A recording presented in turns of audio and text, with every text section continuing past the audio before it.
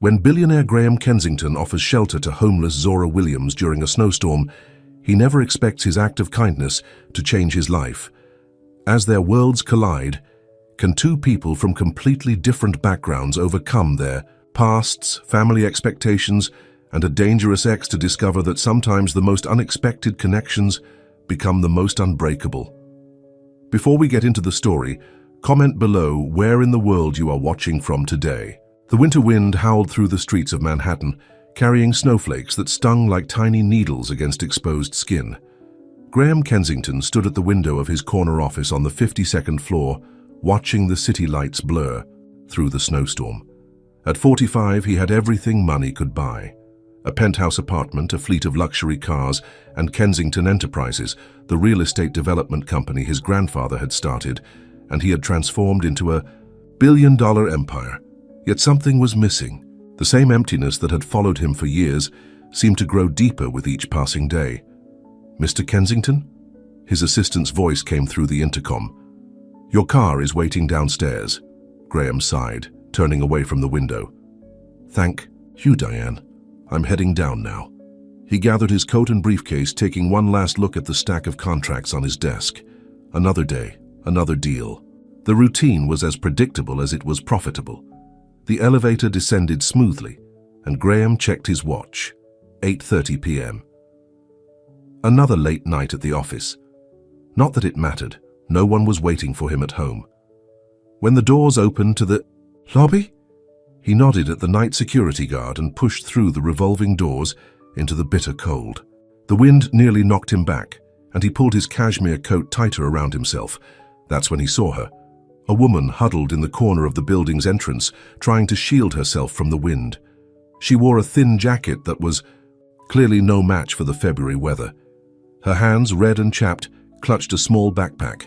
Graham usually walked past the homeless people of New York without a second glance. He made generous donations to shelters, which was, in his mind, the proper way to handle the city's poverty problem. But something about this woman made him stop. Perhaps it was the way she held herself, head up, shoulders straight, despite her obvious distress. She wasn't begging or asking for help.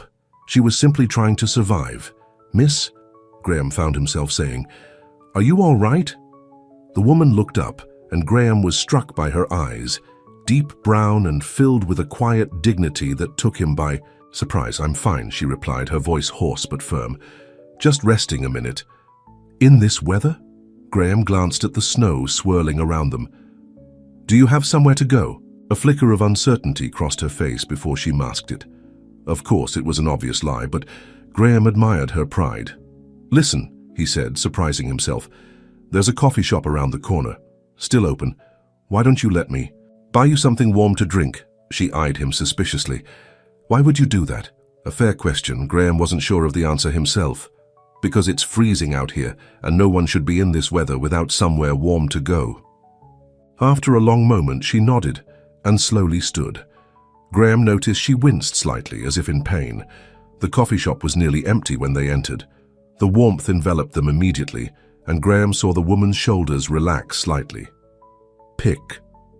"Whatever you want," he said, gesturing to the menu board. "Just plain coffee is fine," she said. "And to eat." She hesitated. "I'm not hungry." But Graham had seen the way her eyes lingered on the display case of sandwiches. "2 coffees and 2 turkey sandwiches," he told the barista, ignoring the woman's protest. They sat at a corner table, and for the first time, Graham really looked at her. Despite her disheveled appearance, there was something striking about her. Her dark hair was pulled back into a neat bun, and though her clothes were worn, they were clean. She wasn't what he had expected. "I'm Graham Kensington," he said, extending his hand. She hesitated before taking it. "Zora Williams." "Nice to meet you, Zora. Do you mind if I ask what you're doing out in a snowstorm?" Zora wrapped her hands around the coffee cup, soaking in the warmth. "It's a long story. I've got time." She took a small bite of her sandwich, chewing slowly as if savoring every morsel. "I lost my apartment last week. The building was sold to developers. They're turning it into luxury. Condos." The irony wasn't lost on Graham. His company had done exactly the same thing to countless buildings across the city. I had a place lined up to stay tonight, but it fell through, Zora continued. The shelters are all full because of the storm. I was just trying to stay warm until morning. You have a job? Graham asked. I did. I was a home health aide for an elderly woman, but she passed away last month and I haven't found anything new yet. She looked him in the eye. I'm not looking for charity, Mr. Kensington. Once the storm passes, I'll be fine. Graham wasn't sure why, but he didn't want this conversation to end. Where's your family? A shadow crossed Zora's face. Not in the picture. Something about her quiet resilience moved Graham in a way he couldn't explain. He had met countless people in his life, business partners, socialites, politicians, but few had made such an immediate impression on him. I have a proposition for you, he said suddenly. I own a building not far from here. There's a vacant apartment, just renovated. You can stay there until you get back on your feet. Zora's eyes widened. Why would you offer that to a complete stranger? Graham wasn't sure himself. It was completely out of character for him. Consider it a loan. When you find work, you can pay rent. Until then, it's better than being on the street. Zora studied him, suspicion clear in her eyes. What's the catch? No catch. The apartment is empty anyway. People don't just help others for no reason, especially in this city. Graham leaned back in his chair. Maybe I'm not most people. Zora almost smiled at that. Oh, I think you probably are, but right now, I don't have many options. She straightened her shoulders. I accept your offer, Mr. Kensington, but I want to be clear. This is temporary and I will pay you back. Graham nodded, surprised by the strange feeling of satisfaction her acceptance gave him. Deal. 30 minutes later, they entered a well-maintained building in Chelsea. The doorman raised his eyebrows at Zora's appearance, but said nothing when Graham greeted him by name. The apartment was on the 3rd floor, small by Graham's standards, but nicely furnished with the basics. Zora stood in the entryway, clutching her backpack, looking overwhelmed. It's just temporary, she said, almost to herself. The kitchen is stocked with some basics, Graham told her, opening a cabinet to show her. Bathrooms through there, bedrooms got clean sheets. Zora walked slowly around the space, touching things as if to confirm they were real. Why are you really doing this? She asked again. Graham considered the question. I'm not sure, he answered. Honestly, but you needed help and I'm in a position to give it. She nodded, accepting his answer for now. Thank you. There's a phone in the kitchen. My number is programmed in it if you need anything. As Graham turned to leave, Zora called after him. Mr. Kensington, he paused at the door. Yes? I won't forget this. Something about the way she said it made Graham feel like he had received a gift rather than given one. Get some rest, Miss Williams. Tomorrow will be better. As Graham rode back to his penthouse in his private car, he found himself thinking about Zora. There was something about her, a strength, a dignity despite her circumstances, that intrigued him. For the first time in longer than he could remember, Graham Kensington was curious about someone else's story. His phone rang, displaying the name of his vice president. No doubt another crisis that needed his immediate attention, but instead of the familiar sense of purpose, Graham felt a surprising reluctance to dive back into work. For the first time in years, he had done something completely unplanned, completely unlike himself. And strangely, it felt good. Little did he know this impulsive act of kindness would set in motion events that would change his life forever. Because while Graham Kensington had spent a lifetime building walls around his heart, Zora Williams was about to show him that some walls were meant to come down.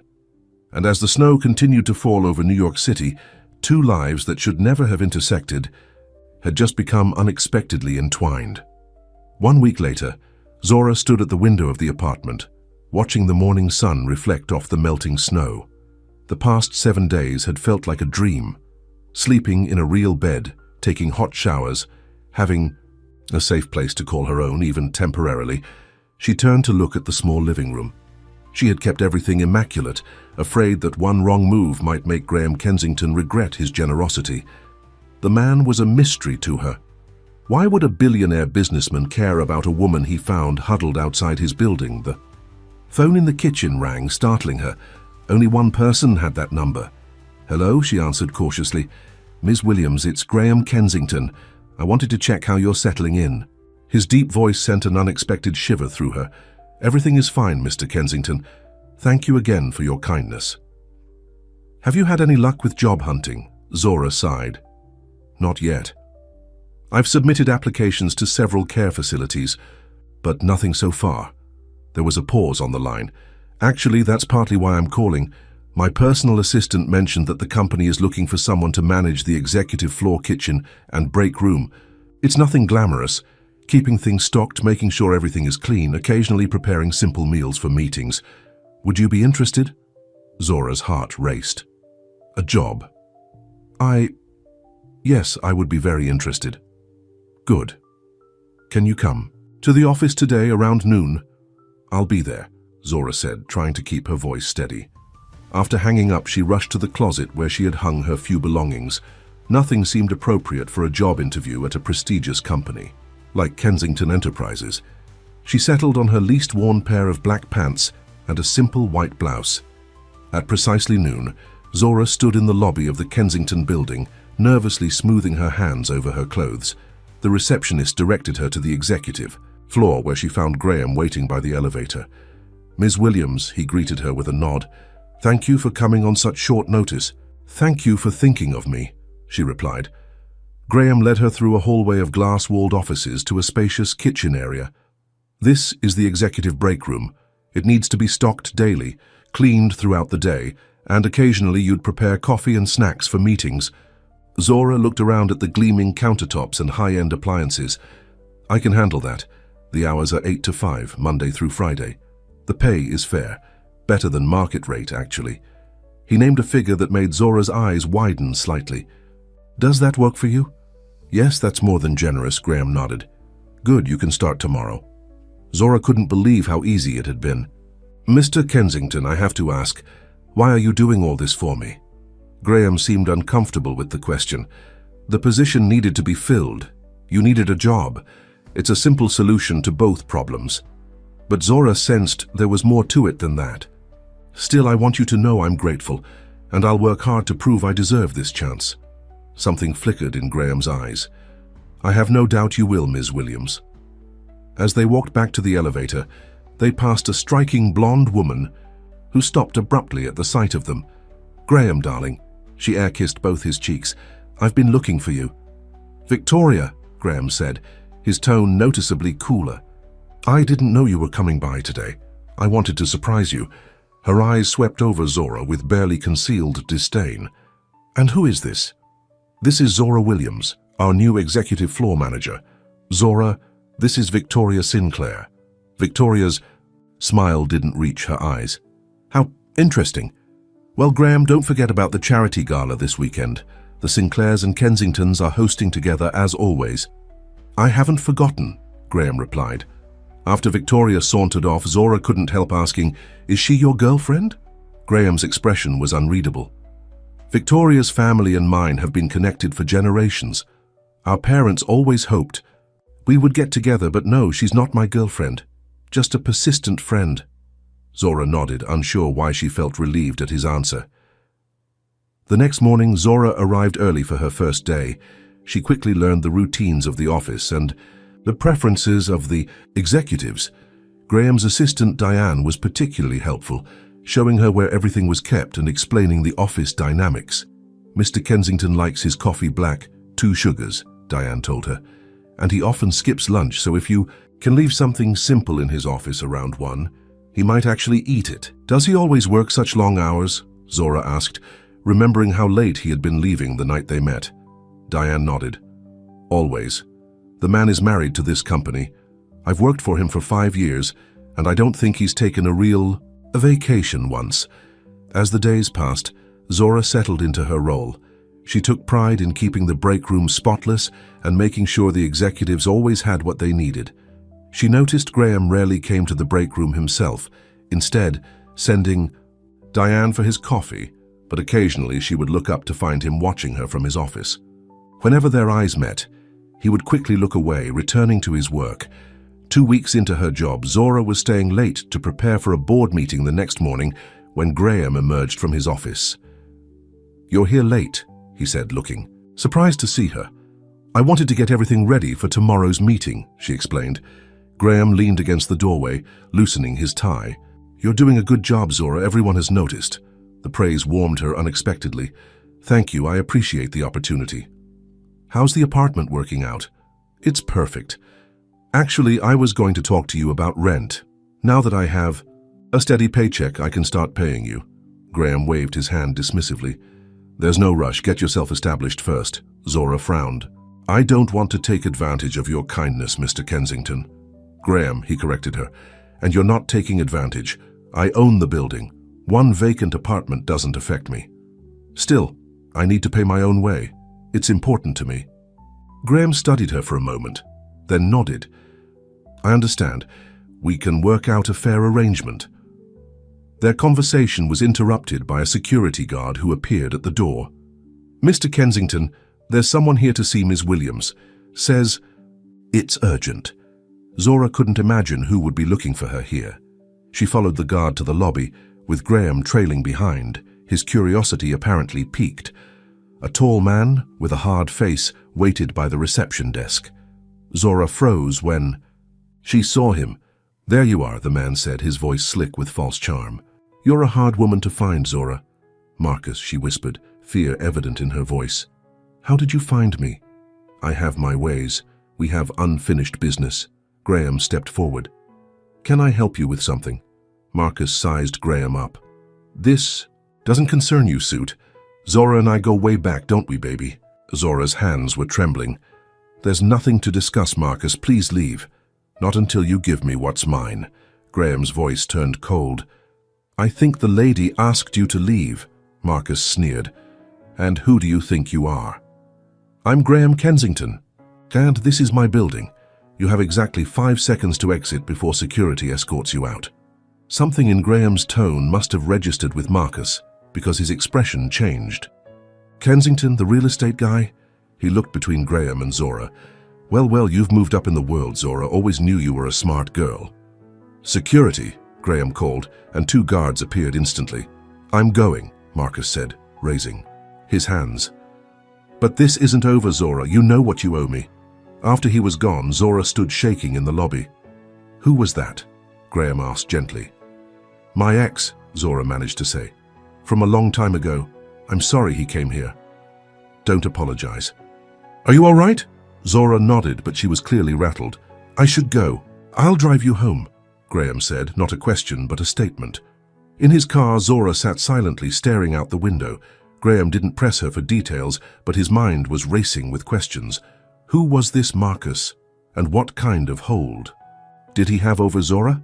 When they reached the apartment building, Graham walked her to her door. Thank you for the ride, Zora said, her voice steadier now.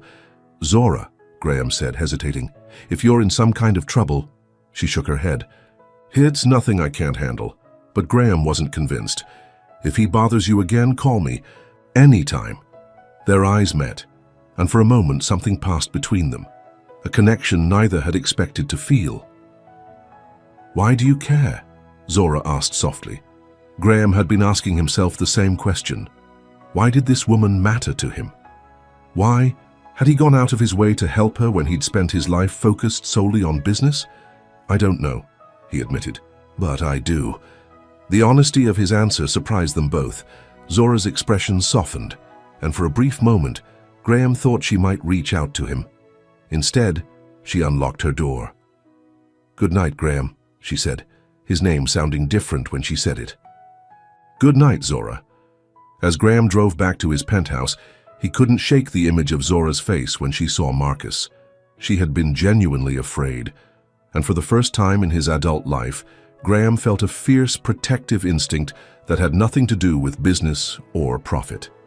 It was unsettling, unwelcome, and yet he couldn't deny it was there. Meanwhile, alone in her apartment, Zora leaned against the door, her heart still racing. Marcus finding her complicated everything. And Graham's unexpected protectiveness confused her even more. She had sworn never to rely on anyone again, especially not a man.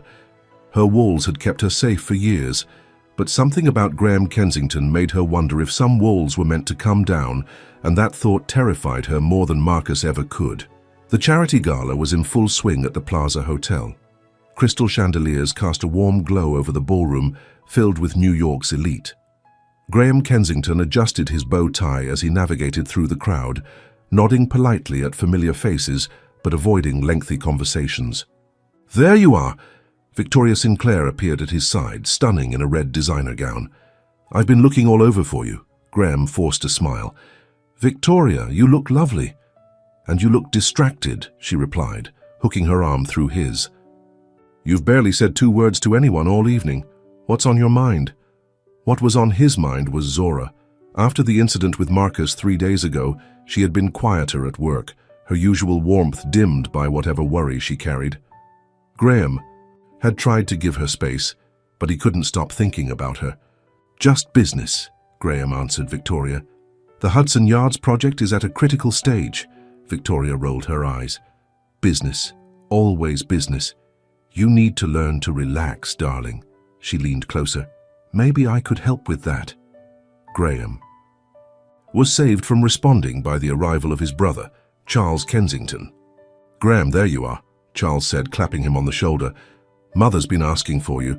Graham excused himself, grateful for the interruption. Charles fell into step beside him. "So, what's this I hear about a new employee you're taking a special interest in?" Charles asked. Graham shot his brother a sharp look. "What are you talking about?" "Come on, Graham, it's all over the office, the mysterious woman you personally hired, the one you drove home the other night." "You're misinformed," Charles laughed. "Am I? That's not like you, Graham. Usually you barely notice the staff exists. She's a good employee who needed a job, that's all. If you say so." Charles's tone made it clear he didn't believe it. "Just be careful. The board is already nervous about the Hudson Yards investment. They won't like any distractions right now." Graham bristled. "My personal life is not the board's concern. Everything is the board's concern when it affects the company." Charles lowered his voice. "And Victoria's father won't be pleased if you're suddenly interested in someone else. The Sinclair partnership is too important." Before Graham could respond, they reached their mother, Eleanor Kensington, a regal woman in her 70s who still commanded any room she entered. "Graham, there you are." She kissed his cheek. "You've been avoiding the Morgans all evening. Their daughter just graduated from Yale Law. You should talk to her." Graham sighed. His mother's matchmaking was relentless. "Mother, I'm not interested." Eleanor's eyes narrowed. "Victoria tells me you've been distracted lately. Is there something I should know?" "Nothing that concerns you," Graham replied. "Everything about you concerns me, dear. I'm your mother." She patted his arm. "Now go mingle. The Morgans are major investors." As Graham dutifully made his rounds, shaking hands and making small talk, his mind kept drifting back to Zora. The contrast between her genuine warmth and the plastic smiles surrounding him was stark. At his penthouse later that night, Graham loosened his tie and poured himself a scotch. The city lights twinkled beyond his floor-to-ceiling windows, but the view that had once filled him with pride now seemed empty. On impulse, he picked up his phone. Meanwhile, Zora sat at her small kitchen table, staring at a stack of bills. She had just finished her first week's paycheck calculations. After putting aside enough for rent to Graham and her basic expenses, there wasn't much left, certainly not enough to pay what Marcus was demanding. Her ex-boyfriend had been texting her constantly since their encounter at Kensington Enterprises. Each message was more threatening than the last. "You owe me $5,000 and I want it by the end of the month," his latest message read. "Or I'll tell your new boss exactly what kind of woman he hired." Zora put her head in her hands. Marcus was bluffing. She had nothing to hide.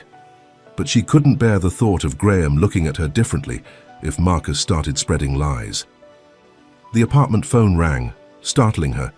At this hour it could only be one person. "Hello," she answered cautiously. "Zora, it's Graham. I hope I'm not calling too late." Her heart skipped at the sound of his voice. "No, it's fine. Is everything okay?" "Yes, I just..." He paused. "I wanted to check if Marcus has bothered you again." Zora hesitated. Should she tell him about the texts? No, this was her problem to solve. "I haven't seen him." "Good." Another pause. "How are you doing otherwise?" The concern in his voice nearly undid her. When was the last time anyone had simply asked how she was doing? "I'm fine," she said, the automatic response she always gave. Are you sure? You've seemed different the past few days. That he had noticed touched her deeply. Just tired, I guess. Zora, if you need help with anything... I don't, she cut him off, perhaps too quickly. But thank you for checking on me. After they hung up, Zora stared at the phone, confused by the feelings stirring inside her. Graham Kensington was her boss and her landlord. Getting emotionally involved with him would be a mistake. She'd been down that road before, trusting. A man who seemed kind only to discover his true nature too late. No, she wouldn't make that mistake again. Graham might seem different, but men like him, wealthy, powerful, they always wanted something in return for their kindness. The next morning at work, Zora was arranging a fruit platter for a meeting when Victoria Sinclair walked into the break. "So you're the famous Zora," Victoria said, eyeing her critically. "I've been hearing quite a bit about you." Zora continued her work, refusing to be intimidated. "Is there something I can help you with, Ms. Sinclair?" "Yes, actually, you can help by understanding your place." Victoria's voice was honey-sweet, but her eyes were cold. "Graham has a tendency to take in strays. It's an endearing quality, but don't mistake his charity for anything more." Zora set down the knife she was using. "I'm not sure what you're implying, but my relationship with Mr. Kensington is strictly professional." Victoria laughed. "Of course it is, and it should stay that way. Graham and I have a history and a future that was decided long before you appeared. The Sinclairs and Kensingtons have been allies for generations. Some might even say I'm practically family already." Before Zora could respond, Diane appeared at the door. "Zora, Mr. Kensington would like to see you in his office." Victoria's eyes narrowed. "Well, duty calls, remember what I said." Zora took a moment to compose herself before heading to Graham's office. She knocked on the door, and his deep voice called for her to enter. Graham looked up from his desk, his expression brightening when he saw her. "Zora, thank you for coming. Please sit down." She sat across from him, acutely aware of Victoria's warning. "You wanted to see me?" "Yes. I have a proposition for you." He folded his hands on the desk. "Kensington Enterprises is hosting an important client dinner next week at my penthouse. It's a crucial meeting for the Hudson Yards project. I need someone I can trust to oversee the catering and make sure everything runs smoothly." "And you want me to do that?" Graham nodded. "You've proven yourself to be capable and discreet. I'd pay you additionally for the evening, of course." Zora thought of the bills waiting on her table, of Marcus's threats. The extra money would help. "I'd be happy to do it." "Excellent. My driver will pick you up next Thursday at 4 p.m. The dinner starts at 7. As Zora turned to leave, Graham spoke again. "Zora, was Victoria bothering you earlier? I saw her in the break room with you." So he had been watching. "Nothing I couldn't handle." Graham's jaw tightened. "She can be territorial. Don't let her intimidate you." "I don't intimidate easily, Mr. Kensington." A smile tugged at his lips. "No, I don't imagine you do." Their eyes met, and that strange connection flared between them again. Zora quickly looked away. "Will there be anything else?" "No, that's all for now." The week passed quickly, and Thursday arrived before Zora was ready. She had carefully selected her outfit, a simple black dress, professional but elegant. As promised, Graham's driver arrived at 4 p.m. sharp. Zora had never seen such luxury as Graham Kensington's penthouse. The space was immaculate, all steel glass and dark wood, with priceless art on the walls and a view that took her breath away. The caterers were already setting up when she arrived. She introduced herself and immediately took charge, making sure everything was progressing according to schedule. She was so absorbed in her work that she didn't notice Graham's arrival until he spoke behind her. "You look right at home." She turned to find him watching her with an expression she couldn't quite read. "I hope that's a good thing," she replied. "It is." He gestured around the apartment. "What do you think?" "It's beautiful," she said honestly, "but it doesn't feel very lived in." Graham looked surprised by her observation. "I suppose it isn't. I'm rarely here except to sleep." The caterers announced they needed to discuss a last-minute menu change, and Zora excused herself to handle it. For the next hour she worked efficiently, making sure everything was perfect. The dinner was a success. Zora remained in the background, ensuring drinks were refilled and courses were served at the right moment. Several times she caught Graham watching her, a thoughtful expression on his face. After the clients left, Zora began supervising the cleanup. "Leave that for tomorrow," Graham said, approaching her with 2 glasses of wine. "Join me for a drink." She hesitated. "I should get back, it's late." "1 drink," he insisted, "to celebrate a successful evening." Against her better judgment, Zora accepted the glass. They moved to the balcony, where the city sprawled beneath them, a tapestry of lights against the night sky. "Thank you for tonight," Graham said. "Everything was perfect. I was just doing my job. You were doing much more than that." He turned to her. "You have a gift for making people feel at ease. I've never seen Mr. Tanaka laugh so much at one of these dinners." Zora smiled. "He reminds me of my grandfather. Same dry sense of humor. Tell me about your family," Graham said. The request caught her off guard. "There's not much to tell. My parents died when I was young. My grandmother raised me until she passed when I was 17. After that, I was on my own." "That explains a lot," Graham said softly. "What do you mean?" "Your resilience, your independence." He paused. "The way you hold everyone at a distance." Zora stiffened. "You don't know me, Graham." "I'd like to." The simple admission hung in the air between them. Before she could respond, his phone rang. He checked the screen and frowned. "I need to take this. Excuse me for a moment." Alone on the balcony, Zora tried to calm her racing heart. This was dangerous territory. Graham Kensington was not just her boss, he was from a different world entirely. A world where people like Victoria Sinclair belonged, not people like her. When Graham returned, his expression was grave. "I'm sorry, but something's come up. I need to take care of it right away." "Of course, I'll go." "No, it's not that." He ran a hand through his hair, something she'd never seen him do before. "It's about you, actually. My security team just called. Marcus was seen outside your apartment building earlier today."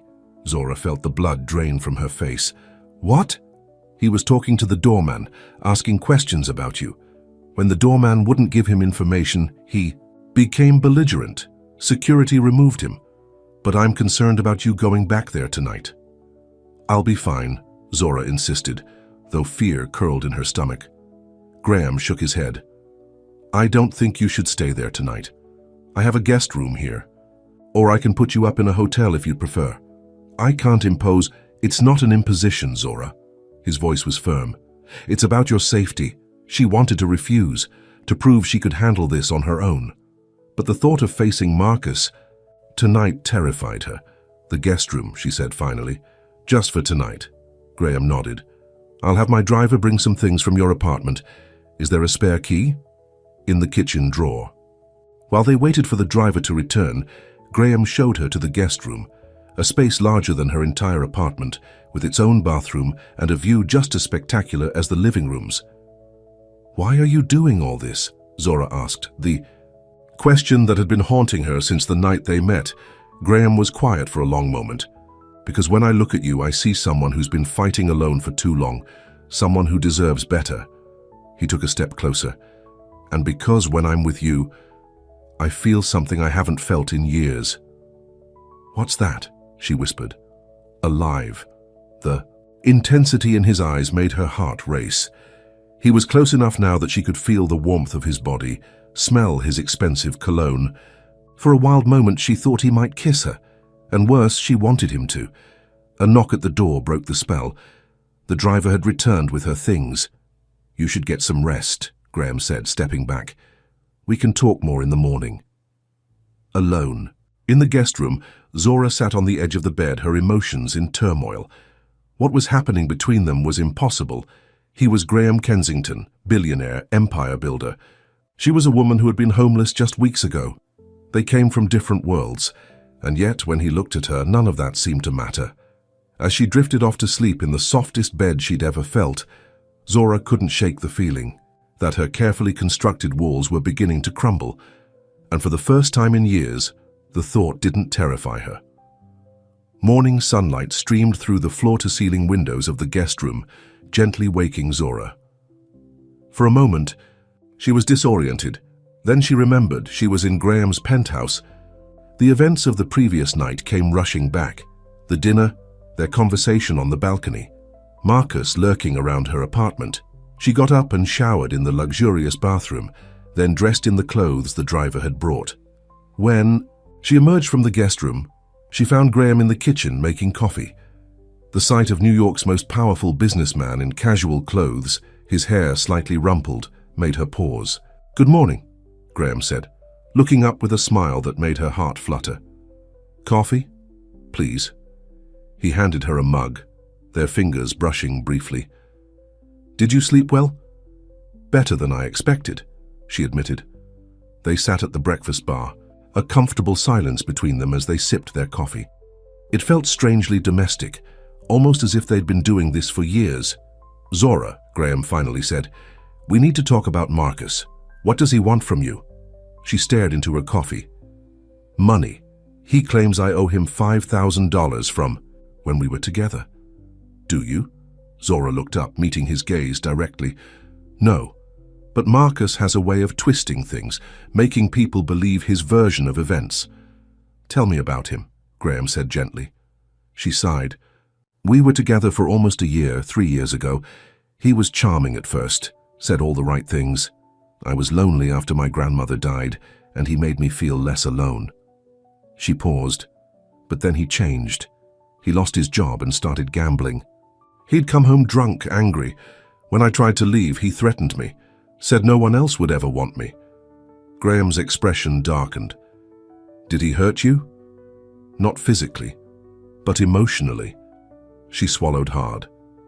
"I finally left when I found out he'd been stealing money from my bank account. I moved, changed my number. I thought I was free of him until he showed up at your office." $5,000 isn't much," Graham said. "I could—" "No," Zora interrupted firmly. "I won't take your money for this, and even if I paid him, he'd just keep coming. Back for more. Marcus never stops." Graham reached across the counter and took her hand. His touch was warm, steady. "You're not alone in this anymore, Zora." The way he looked at her, with such certainty and care, made her throat tight with emotion. For a moment she allowed herself to believe him. The moment was broken by Graham's phone ringing. He glanced at it and frowned. "It's my brother. I need to take this." While Graham took the call in his office, Zora wandered to the living room windows, gazing out at the city below. Her mind was a whirlwind of emotions. She was drawn to Graham in a way she couldn't explain, and terrified by it at the same time. Graham returned, his expression troubled. "That was Charles. There's an emergency board meeting this afternoon. Apparently there are some concerns about the Hudson Yards project." "I should go," Zora said. "You have work to do, and I need to get home anyway." "I don't think that's safe." "Yet," Graham countered. "Let me have security check your apartment first. In the meantime, you can stay here. I'll be at the office most of the day." Zora wanted to argue, but saw the determination in his eyes. "All right, but just until they confirm everything's clear." Graham's driver took him to the office while Zora remained at the penthouse. She felt strangely out of place in the vast, empty space. To keep busy, she straightened the kitchen and helped the caterers who arrived to clean up from the previous night's dinner. Around noon, her cell phone rang, an unknown number. Hesitantly, she answered. "Hello, Zora." Marcus's voice sent a chill through her. "Surprised to hear from me." "How did you get this number?" she demanded. "I have my ways, but that's not important. What's important is that you're running out of time. I want my money." Zora's hands were shaking. "I don't owe you anything." "That's not how I remember it. And I wonder what your fancy new boss would think if he knew the truth about you." "There's nothing to tell," Marcus laughed. "No? What about the fact that you were living with me when that old lady you were taking care of died? What about all the cash and jewelry that went missing from her house?" "That's a lie and you know it. I never took anything." "It's your word against mine, and I can be very convincing, Zora. 5,000 by the end of the week. Or I start talking. Maybe I'll even pay a visit to the police." The line went dead. Zora sank onto a stool, her legs weak. Marcus was bluffing, she knew that. She had never stolen from Mrs. Abernathy or anyone else. But the thought of such accusations being made, of Graham possibly believing them, her thoughts were interrupted by a knock at the door. Looking through the peephole, she was surprised to see Victoria Sinclair. Zora opened the door cautiously. "Ms. Sinclair, Graham isn't here." Victoria swept past her into the apartment. "I know, that's why I came now." She looked Zora up and down. My. "Already moved in, have you? That was quick." "I'm not living here," Zora said firmly. "I just stayed in the guest room last night." Victoria strolled around the living room, running her hand over the furniture. "You know, I've always found Graham's taste to be impeccable, in everything except women, apparently." Zora didn't take the bait. "Why are you here?" Victoria turned to face her, all pretense of pleasantry gone. "To give you one last warning. Whatever game you're playing with Graham, the damsel in distress, the hard-working girl from the wrong side of the tracks, it ends now." "There's no game. Graham is my employer, my landlord. Please, I've seen the way he looks at you, and I'm not the only one who's noticed." Victoria's voice was cold. "The Kensington family has a legacy to protect. Graham has responsibilities that go beyond whatever attraction he might feel for someone like you." Zora lifted her chin. "Someone like me, a nobody, with nothing to offer except a sad story." Victoria stepped closer. "Did you know Graham and I have been expected to marry since we were children? Our families have been planning it for years. The merger of the Sinclair Media Group and Kensington Enterprises would create the most powerful corporate alliance in New York. That's between you and Graham. It's more than that. It's business, it's family, it's tradition." Victoria's eyes narrowed. "And I won't let some charity case ruin it. So here's what's going to happen. You're going to distance yourself from Graham, find another job, move out of his apartment building, disappear from his life." "Or what?" Victoria smiled coldly. "Or I'll make sure everyone knows about your past. Your ex-boyfriend Marcus has been quite informative. Stealing from an elderly patient? Tsk, tsk." Zora felt the blood drain from her face. "That's a lie. Truth lies, it doesn't matter. What matters is perception. And once the board hears about Graham's involvement with a suspected thief, the damage will be done." Victoria walked to the door. "You have until the end of the week to make your decision. For Graham's sake, I hope you make the right one." After Victoria left, Zora sat frozen, her mind racing. How did Victoria know about Marcus? Were they working together, or had Victoria sought him out after seeing them at the office? Either way, the threat was clear. Zora's presence in Graham's life could hurt him, his reputation, his business, his family standing. And despite everything, the last thing she wanted was to cause him harm. When Graham returned that evening, his expression was grim. "Bad day?" Zora asked as he loosened his tie. "The board is nervous. Some of our investors are threatening to pull out of the Hudson Yards project." He poured himself a scotch. "But that's not your problem.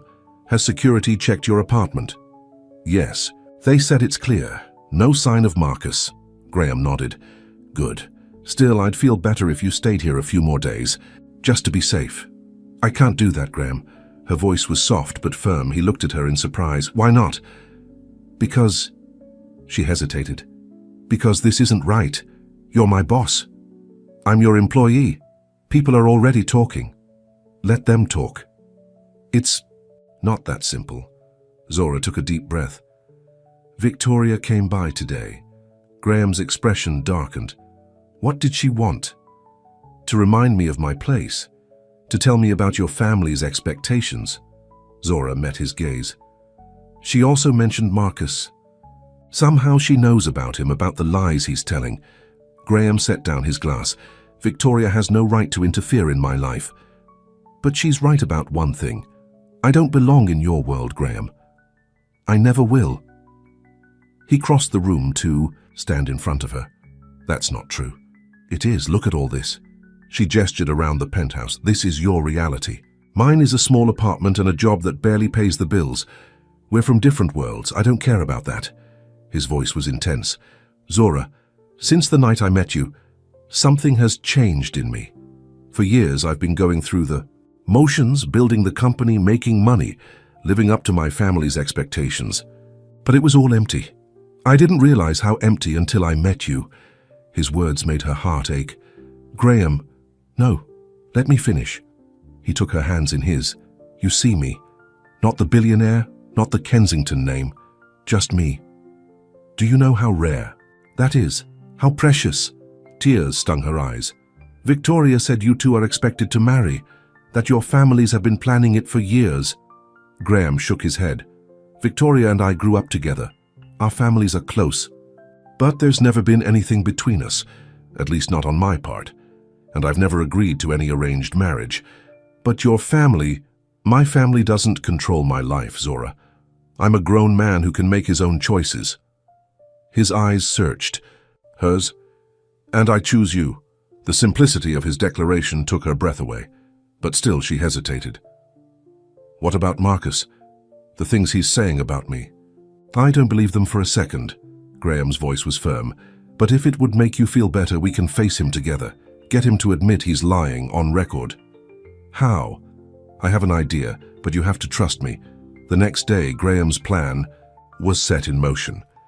Zora sent Marcus a text, agreeing to meet him at a cafe to discuss the money he claimed she owed.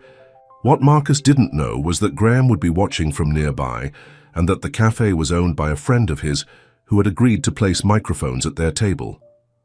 When Marcus arrived, Zora was already seated, her heart pounding. She had worn a wire connected to a recording device in her purse.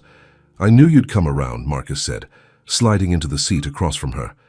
You always were smarter than you looked. I want to be clear about something, Marcus, Zora said, her voice steady despite her nerves.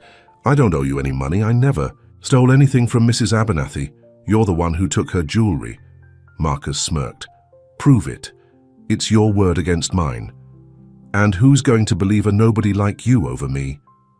Why are you doing this? We've been apart for years. I saw you going into that fancy building with your rich boss. I know an opportunity when I see one. He leaned forward. 5,000 is nothing to a guy like Kensington. Get it from him, and this all goes away. And if I don't, then I'll make sure. Everyone knows what kind of person you really are, including your boyfriend. Zora's eyes flashed. Marcus, listen carefully. I'm recording this conversation. You just admitted to blackmailing me and implied that you were the one who stole from Mrs. Abernathy, not me. Marcus's face contorted with rage. You bitch! I'd think carefully before you do anything, Graham's voice came from behind him. This entire conversation has been recorded, and there are witnesses. Marcus turned to find Graham standing there, along with a uniformed police officer. Mr. Lopez, the officer said, we'd like you to come down to the station to answer some questions about theft and blackmail. As the officer led a protesting Marcus away, Zora felt a weight lift from her shoulders. It was over.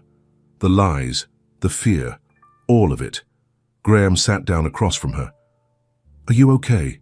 She nodded, still processing what had just happened. Thank you for believing in me, for helping me. Always, he said simply, reaching across the table to take her hand. 1 month later, Zora stood in the break room at Kensington Enterprises, arranging a fruit platter for a board meeting. So much had changed since that night Graham had found her sheltering from the storm. Marcus had been charged with blackmail and was being investigated for the theft from Mrs. Abernathy's home.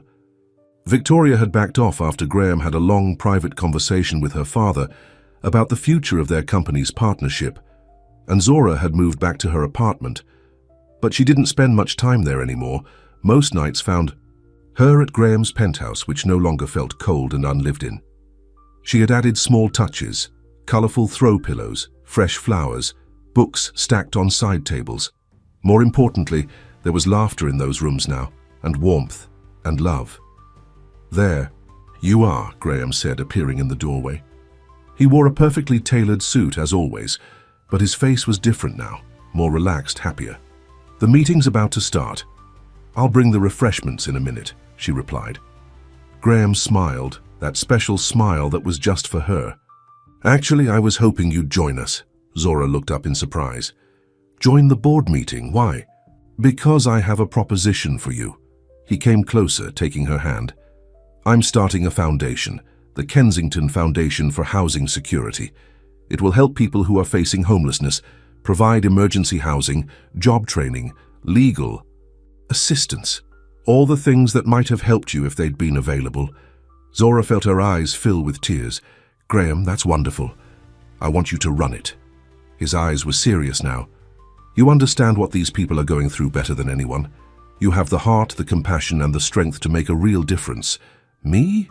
But I don't have the experience. You have what matters most. The rest you can learn. He squeezed her hand. Say yes.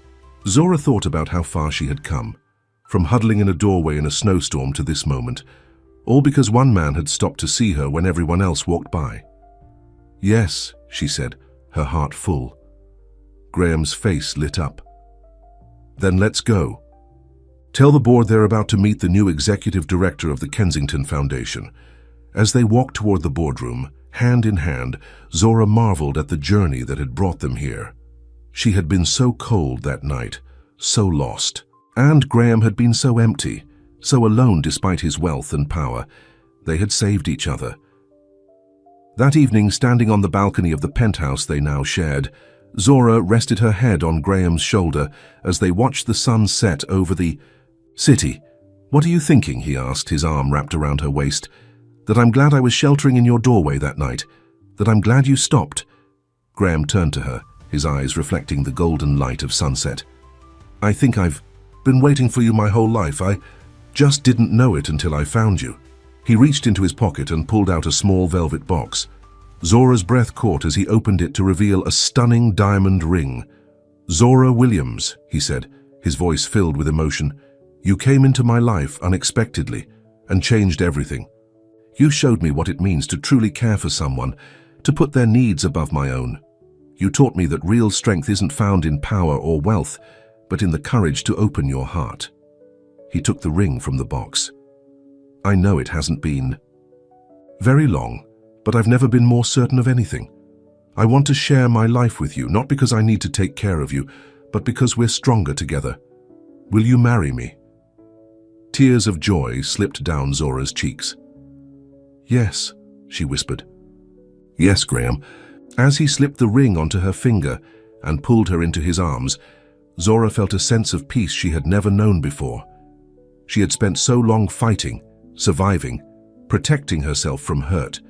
Now, sheltered in the heart of the man she loved, she was finally home. From his office window across town, Charles Kensington looked at the photograph his investigator had just handed him, Graham proposing to Zora on the penthouse balcony.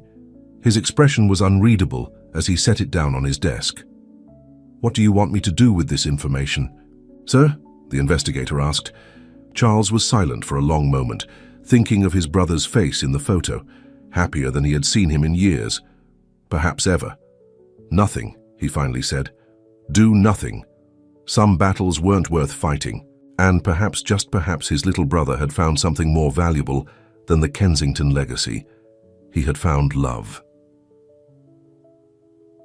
The end.